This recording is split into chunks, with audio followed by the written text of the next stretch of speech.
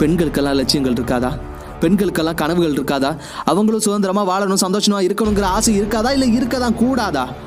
அவங்களுக்கும் ஆசைகள் இருக்கும், அவங்களுக்கும் லட்சியங்கள் இருக்கும், அவங்களுக்கும் கனவுகள் இருக்கும். சரி, எனக்கு புரியுது. இந்த ஒரு வார்த்தையை கேட்டணும் உங்க எல்லார் மனசுலையும் தோன்ற ஒரு விஷயம், அவங்களுக்கு இன்னும் சுதந்திரம் கொடுத்து என்னடா பண்ண போறோம் அப்படின்னு. நீங்க என்னதான் வாய் வார்த்தை இப்படியெல்லாம் பேசினாலும் மனசளவுல நீங்க உங்க அம்மாவையோ அக்காவையோ தங்கச்சியோ தோழியோ நினைச்சு பாத்தீங்க அப்படின்னா நீங்க தேவையே இல்லைன்னு சொல்ற இந்த ஒரு சுதந்திரமும் இந்த ஒரு சந்தோஷமும் இருந்தா நல்லா இருக்குன்னு தான் உங்களுக்கு தோணும்.